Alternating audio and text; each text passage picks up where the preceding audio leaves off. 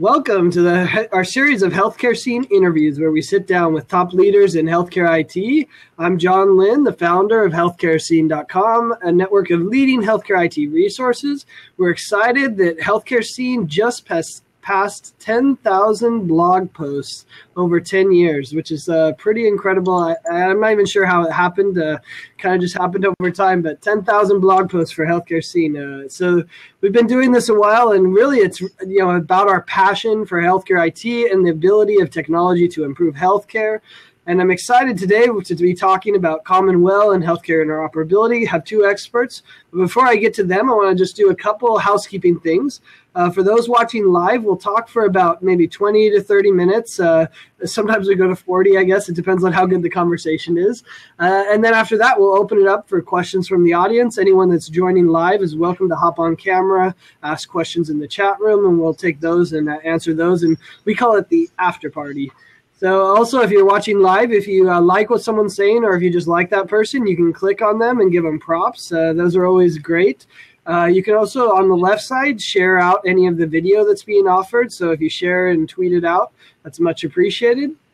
And then also, if you have any questions, you can put /Q in the chat room and then a space in your question, and that will queue up the questions for us. All right, enough with the housekeeping. I'm excited to have two special guests, experts in healthcare IT and especially interoperability and CommonWell. First, we have Scott Stuewe, director at Cerner Network. Welcome, Scott. Hi, it's good to be here. So tell us a little bit about yourself, Scott. Well, I've been in healthcare IT since 91, Cerner since 93. I've been involved in IT interoperability kind of since that time. I did spend some time working directly with our clients for about a decade, but for the most part, I've been doing this interoperability biz since I started. So very eager to understand this, how things move forward. CommonWell is my specific focus at Cerner. Excellent. Well, I look forward to hearing your insights. And then we also have Daniel Kane, CEO and co-founder at Modernizing Medicine. Welcome, Daniel. Thank you. Tell us a little bit about yourself. So I'm the founder of Modernizing Medicine. I haven't been in the healthcare space nearly as long as you guys have. Modernizing Medicine is celebrating our 7th year in business, and we're really doing our namesake. I have been a tech entrepreneur my entire life. I was a founder of Blackboard, which ended up powering a big chunk of the global education system. And there we had really helped pioneer a lot of the content and data interoperability standards that the higher education space used. And for the last 7 years, as I've been in healthcare, I have really learned that there's an awful lot we need to be doing as an industry to come together to make sure that data can move, that content is interoperable, but also the tools become more interoperable. And really excited to see CommonWell gaining traction and wanted to really lend our support not only to the initiative and make sure our clients had access to it, but make sure that we get involved from a development capability so that we can help pioneer and improve upon a lot of the groundwork that's been laid, a lot of the great plumbing that's been laid by CommonWell. But we are really just in our infancy around interoperability. And it's an exciting time, and Modernizing Medicine wants to be a contributor. Excellent. I always love that Daniel and I came the same path. We were both in education, now in healthcare. I even attended some of Blackboard's events, and now I attend Modernizing Medicine's events. So I guess I'm following Daniel around. And I love Scott. I don't know. Either way, thank you. Well, I guess you did follow me to healthcare, but since I was here first. And Scott just casually had 10 years with clients. I mean, talk about experience. So excellent. Let's start it off, Scott. Kind of where is CommonWell today? You've been on the whole ride of CommonWell, and really kind of has it fulfilled the goals that Cerner had hoped for CommonWell? When they started it back in HIMSS a number of years ago. I think we're at an extremely exciting juncture in CommonWell's evolution. We're growing incredibly fast as an organization and in terms of participation. So at this point, we have, from a participant standpoint, we've got 4,700 plus sites live, which is pretty amazing. So I feel like the core value proposition CommonWell represents is in our vision statement, which is that patients' records should be available regardless of where the patient seeks care. And that is really what we're trying to accomplish, and we're really pretty, moving along that path pretty fast.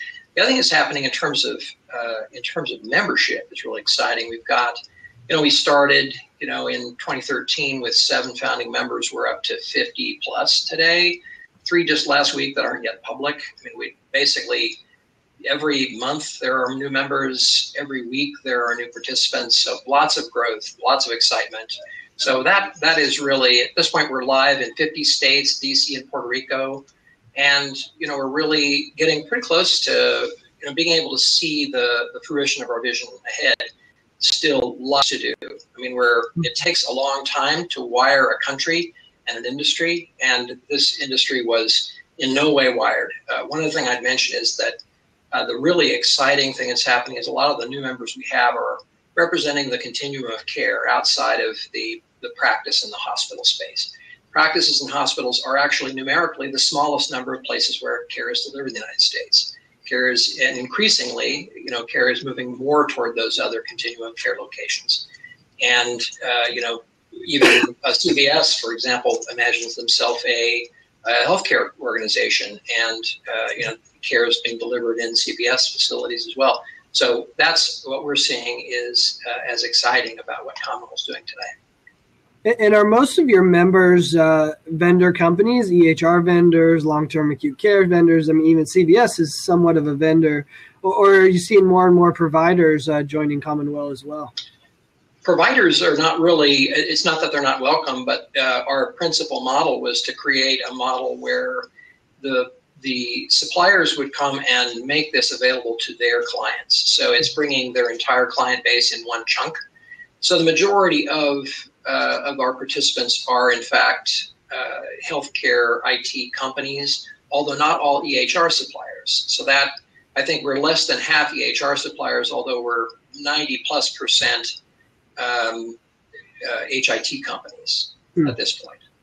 But yeah, and I actually meant more health systems and stuff, which I guess now health systems are becoming health IT providers as well, which is an interesting shift. But let's switch to you, Daniel. You guys just joined CommonWell. Modernizing Medicine announced that a few weeks back. What was your impetus to go with CommonWell, and what finally got you off, made it so you wanted to join? Well, I'd say we'd always been very interested in finding the right channels, the right avenues to achieve interoperability. As a vendor that works today with literally hundreds of other companies, what we found was that we were doing kind of one-off integrations over and over and over to literally hundreds of different systems, including Cerner, who's on this call with us. And so, there wasn't a shortage of mechanisms to do them, but they were all very proprietary. And if you had done one integration, you had literally just done one integration, and you would have to reinvent a lot of things the next time around, even if it was the same company. The standards that were out there weren't standards, they were protocols. And there's a big difference between a protocol and a standard. We all might talk to each other using something like HL7, but what we say and how we say it could be completely different things. And CommonWell really goes a long way to solving problems that go beyond just standardization of how we communicate, but what we also can say to each other. And really pushing us to do, solve the really hard problems. We're one of the most advanced nations in the world, except when it comes to things like identifying a patient, where we don't have a way to uniquely identify a patient across that continuum of care that Scott was talking about. And so really what are relatively straightforward sounding questions, like how do you know who someone is when they go into a CVS or appear in a specialist EHR or a hospital or an acute care center, become really challenging questions that CommonWell set out to solve some of those, big, hairy, audacious things initially. And now that they've really laid a lot of the foundational infrastructure and sites are lit up, it's much easier for companies like Modernizing Medicine to come along, still in its infancy, but there's enough there. There's enough meat on the bone for us to add value and for our users, our 10,000 physicians, to be able to take advantage of the fact that it isn't, a dial tone with no one on the other line. There are literally thousands of sites now that are using CommonWell at Cerner, at Athena, at the other members as well. And now Modernizing Medicine providers can be both contributors to, but also consumers of what CommonWell is providing. That's great. So Scott, really on that note, what are the services that CommonWell providers are able to use today? I mean, what do they find most valuable about what CommonWell is providing?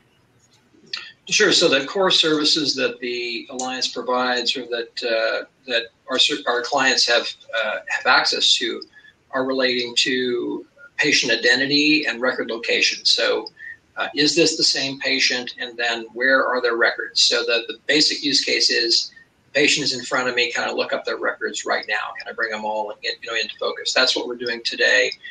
What I see as most valuable, though, and our most important contribution is, frankly, that a connection that you make to CommonWell gets you access to everyone else who's connected, which is a completely unique model in the industry today. I liken it to the difference between the internet and the web. In the absence of infrastructure, the web, really isn't very interesting. You can't, have to know where you're going. You have to telnet there and log in. I mean, that's what it was like before the web. When today you can just search for things, find them. That's what we want to be able to do with healthcare records. You need to be able to discover all of the records for a patient and not have to go anywhere to do that work. That's I think what's unique about what we provide. And Dan, is that really what you want to implement first? I know you're just starting the implementation process. Is that identity piece and then finding the records, or is there some other service that you're like, this is what we need to do first?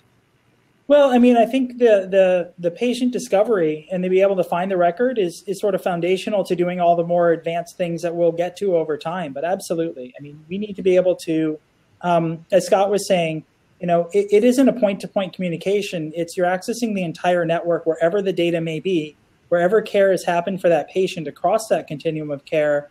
Our providers should be able to access that, and the patient should have control over their information, on releasing information, and physicians should have control over how things get consumed and incorporated into their records.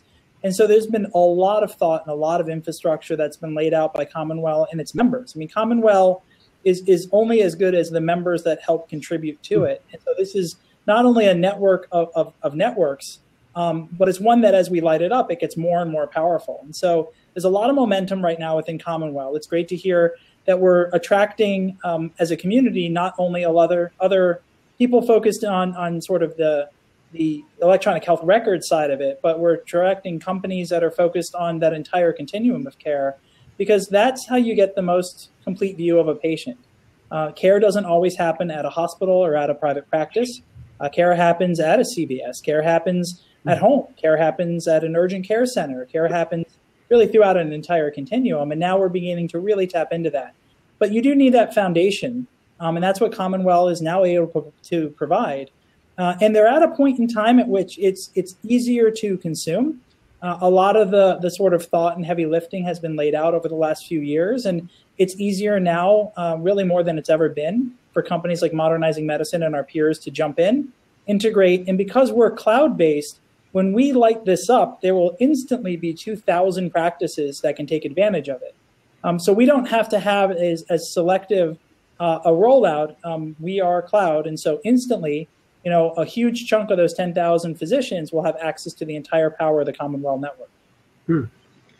So it's interesting. I mean, as you think about it, you almost need the entire network on CommonWell to really extract the most value, right? Otherwise, there's always information missing from that patient if you don't have everyone on it. And there's some vendors that are epically against it, excuse the terminology. But, I guess, are you just coming from the standpoint of, well, at least if we have, 75% of them, then it's one place for those 75% and you can go get the rest, as opposed to those 75% being 100 different data sources that you'd have to go access separately.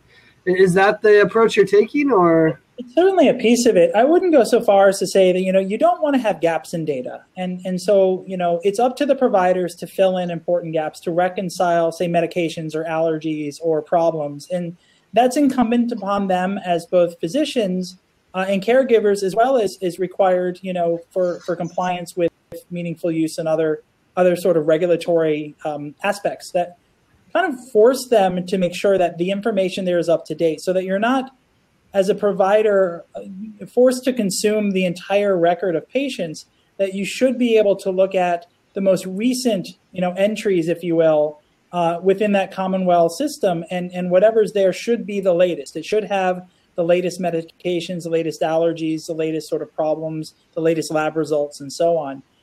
But yes, the system, if it has data, and if there are, if there are companies out there that are not going to play nicely with data, and not believe that it should be the patient's data and the practice's data, that feel somehow that they are protecting themselves or others by blocking data, we've already seen the government get very sort of testy around that. But I really don't think it's going to be a government movement that's going to shift that. You're going to see that the patients themselves will speak with their feet, and they will start to really ask the questions around, well, why can't my specialist get access to my information when, I hear that other places they can do that. So I think that the users themselves, there'll be a movement to really forcing companies to work well together and make sure that, you can do and build proprietary technologies and you can invent great things, but you can't hoard data. You have to share the patient's data with wherever the patient wants that information to go. That's good. So Scott, if I look at CommonWell, and this is true of every interoperability effort in healthcare, there's certain things it does well and certain things it's not intended to do. What do you think, if you were describing CommonWell, what does it do really well? What is its core expertise? And what are some things maybe that we shouldn't do with CommonWell, we should do through some other project? Well, shouldn't is a strong word. I would say more, what do we do today? And then what is our taste to grow that in the future? Okay. I think what we're trying to do with CommonWell is to create a lightweight service that provides capabilities that can be utilized across use cases. Today, the use case, though, is very narrow. The use case is the patient is in front of me, where are their records? That is, as I said before, it doesn't support population health today. It doesn't do a lot of things like that.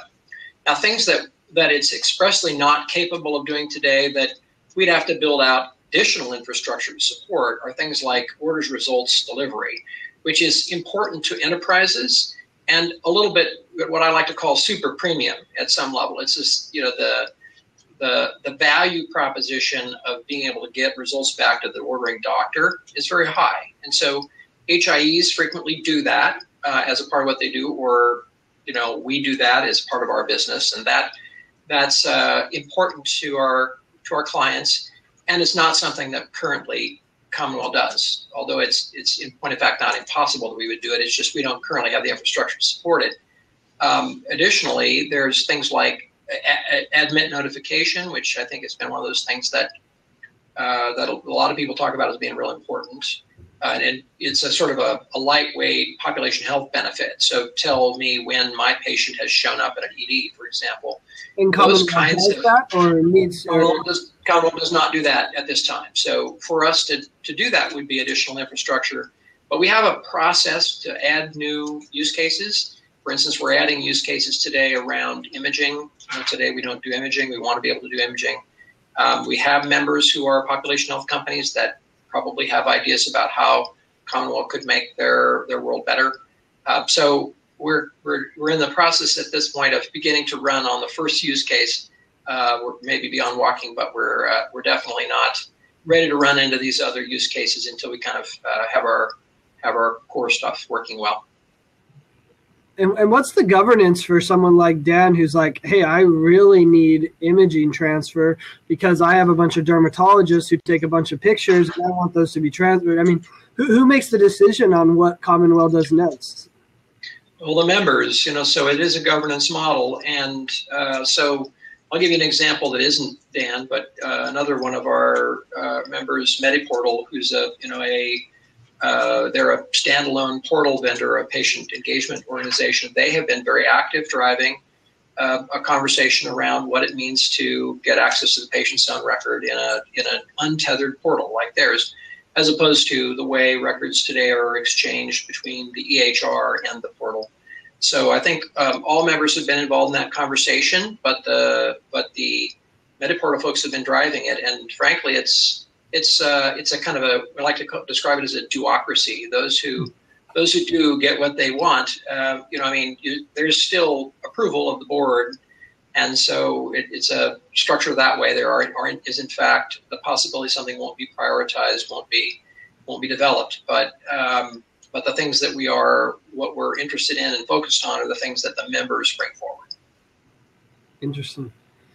So Dan, I think that I think it's fair to say that this is probably part of the rainbow of options that you're considering as far as interoperability. Along with CommonWell, what are you putting alongside it? I mean, are you doing Fire stuff? I mean, of course you have to do HL7 lab interfaces and other things like that. What do you think? What do you see as your strategy interoperability wise? You're not all in with just CommonWell, right? No, I mean, today you can't achieve what needs to be done for our customers with just CommonWell, but it's solving something that no one else has been able to solve in the past. So it is right now in addition to, not instead of, but we are going to put a lot of effort, both in sort of our mind share as well as our development initiatives behind CommonWell, because I do think that from foundational infrastructure, there's a lot we can build upon it. And I think over time, it should replace a fair number of the types of interfaces we do today that are one-off, whether they're clinical lab interfaces or device interfaces or imaging interfaces or pathology lab interfaces. I know that there's a lot of frustration out there just in the ecosystem on why is it so hard every time we come across a new small lab for them to get information to Modernizing Medicine. Aren't we cloud? Aren't we, this single system? And the answer is because every time we do an interface, it's unique in some way, and it has to be set up and configured. And without something like CommonWell helping define that, where it's a standard that can be shared across all the 150 labs we interface with, or the literally hundreds of optometric devices that are in ophthalmology, trying to talk to each one of those in its proprietary language is a nightmare. And it's something we have to do, but it's our nightmare that we have to share, and it's a frustration that CommonWell isn't designed to solve and alleviate all these needs. So I don't think ever be the need of, well, if you plug into CommonWell, all of your problems are solved. But I think it could grow into something that substantially alleviates the need to do a lot of one-off interfaces. I do think, though, there's a difference between data liquidity and getting information moving from system to system and discovered, and tool interoperability, where something like that portal might be able to get away with just data flowing to achieve what it needs, but there can be so much more CommonWell can grow into to allow kind of real-time APIs between systems so that they can actually achieve something together. And why that's so important is, there aren't a lot of companies like Modernizing Medicine coming out today because the standard is so high to achieve the level of just compliance with meaningful use and ICD-10 and PQRS and e-prescribing in 50 states that you need to invest tens of millions of dollars just to get your basic level of compliance. And that really limits innovation. And I think that if we can have a combination of, CommonWell plus some tool interoperability, then innovators can come up with a widget, a thing that solves a particular need that now plugs into a Modernizing Medicine and a Cerner and Athena through a CommonWell type of interface. But I think we're a ways off from that. I think we're starting with the right things around discovering and moving information. I think it's foundational, but I get very excited for where this can build to in the future. Interesting. You bring up so many interesting points, especially you're right. When was the last EHR started, right? New EHR vendor. It's been pre-meaningful use, I think. We started after meaningful use, right? We were not certified for the first 2 years. And honestly, and this may break hearts, but had I known then what I know now about how hard it is and how much work it would take to be compliant, I'm not sure I would have made the same decisions because it is too hard. We have to spend, we've got 120 people in product development here. 120 just to try to stay compliant with all of the changing infrastructure with MIPS and MACRA. And we're doing it and it's beautiful. But I don't know how many companies can say, well, I've got a great business plan. Let me go out and hire 100 developers, spend 3 years building it, and I'll get back to you before, I can generate revenue. We've just set the bar so high without any sort of an API or interoperability that it's just limiting of innovation. To be able to have to be compliant with all these different things. So I think we're at a very exciting time. I think that the more CommonWell gets traction, the more companies can rely on it for different types of interoperability, the less we'll be reliant on sort of one-off integrations, and the greater innovation this country will see. It's interesting, Scott. I was thinking about CommonWell, and from Dan's perspective, a smaller company, and now he's not so small, but as you start off, getting some of these larger companies to integrate with you is a challenge. But if you're part of CommonWell and they're part of CommonWell, then it's not as big a challenge because the door's already open. But I guess from a Cerner perspective, since you've been the big boy on the block for a while now, you're probably thinking the opposite direction, which is all of these little companies want to integrate with us, and we only have so many resources. So we need CommonWell so that we don't have to spend all these resources integrating these one-offs. Is that kind of been the strategy as well from the Cerner perspective? Well, it has. Actually, I would turn it around more to our clients. So our clients, some of our clients are large, multi-state, multi-facility IDNs, and they're in all these different markets. One of our clients says it is literally in 40 different, medical trading areas. And what do you do if there are, 50 HIEs associated with those 40 medical trading areas? That's literally their circumstance. It is not reasonable for them to connect to 50 HIEs. So they are looking at CommonWell as a very, very important part of their strategy. That if I could do one thing, same is so big. If I can make everything the same everywhere I go, CommonWell's not the only one working on that sameness thing. We're excited about the role care quality is playing. We think, care quality has the potential of making it possible for, the various networks to interoperate with one another. And we think that has great promise. What's important to us is that we can get to the point where, frankly, if every one of our endpoints was able to make 2 queries and get all the data back on the patient, that would be pretty good. Right now, it's nothing like that. They have 30 places they want to connect to, and they have 30 different exercises they have to do, and they're different from each other enough that many of these projects never even finish. They're costly and time-consuming, and they're like we have many clients that try and do these one-off interfaces.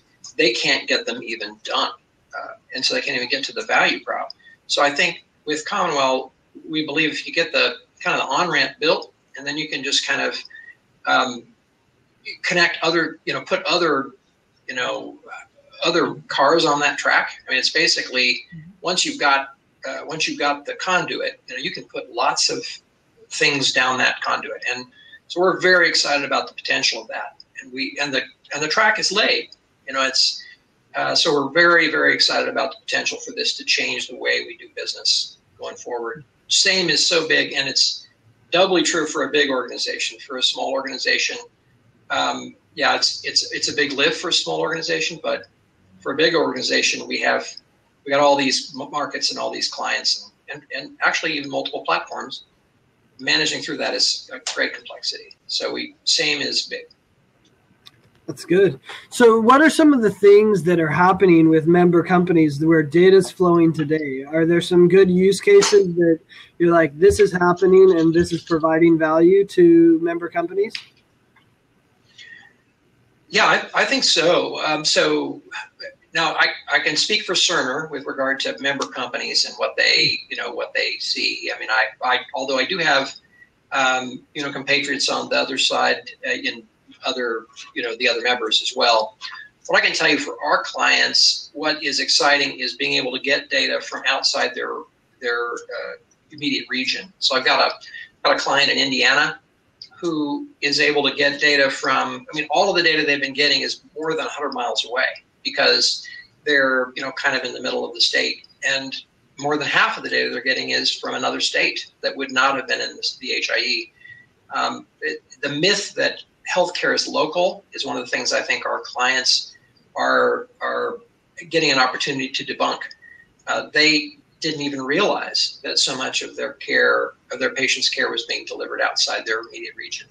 But now that they have a tool to see that happen, they are able to actually identify where these places are. That's good. Dan, was there something, I mean, did you hear a story that you're like, oh, we need that for our customers? Or was it just overall you liked the direction of the framework that made you say, yeah, this was good? Or is there a story that really resonated with you where you saw, oh, that's what we need?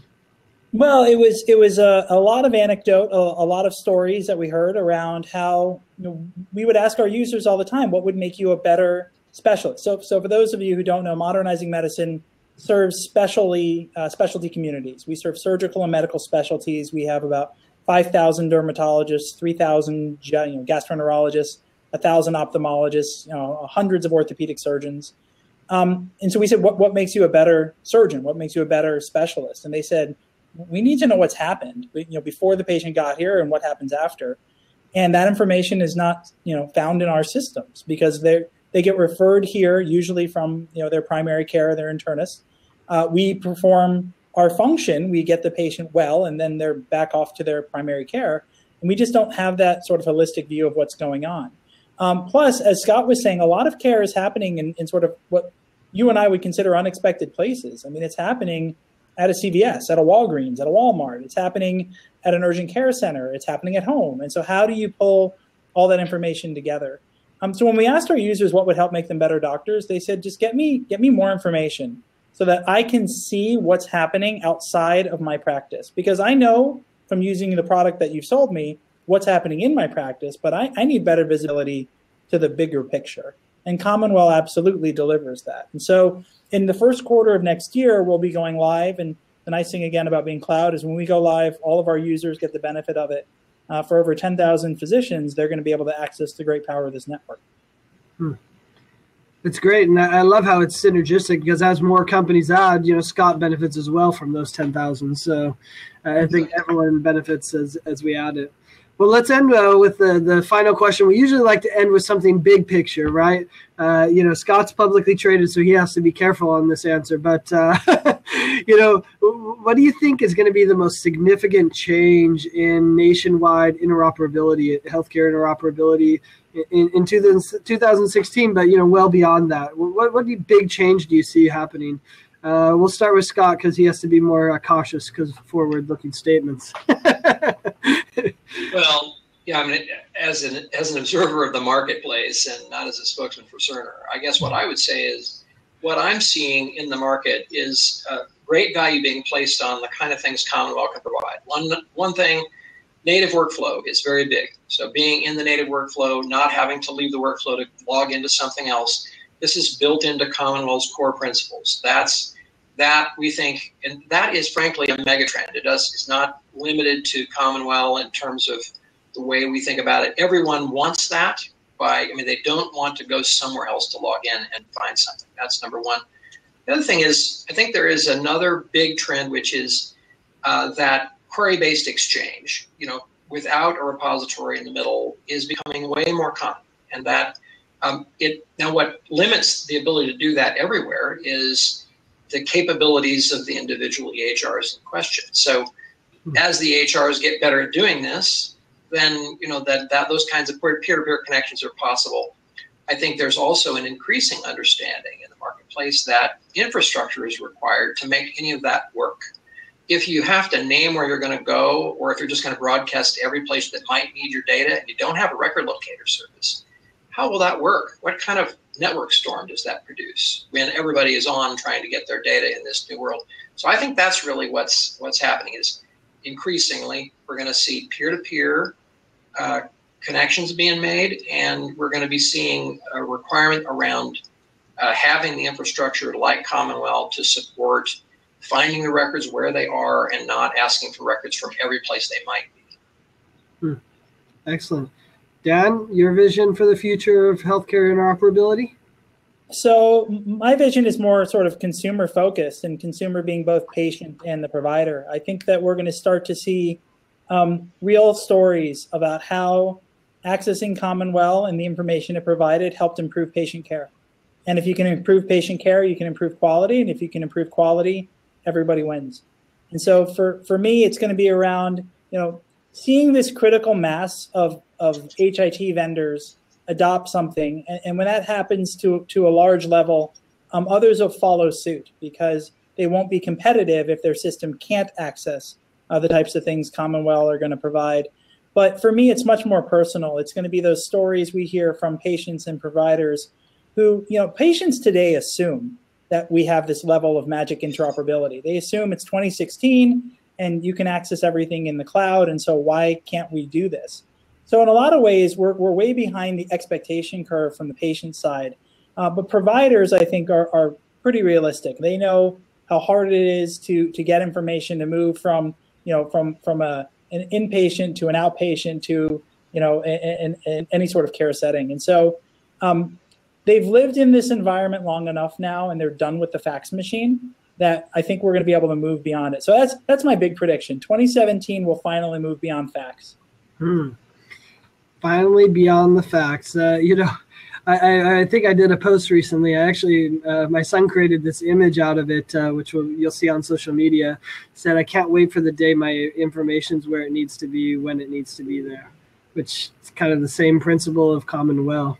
So I want to thank you guys. We're up against the clock, so I want to wrap it up. But I want to thank Scott Stuewe.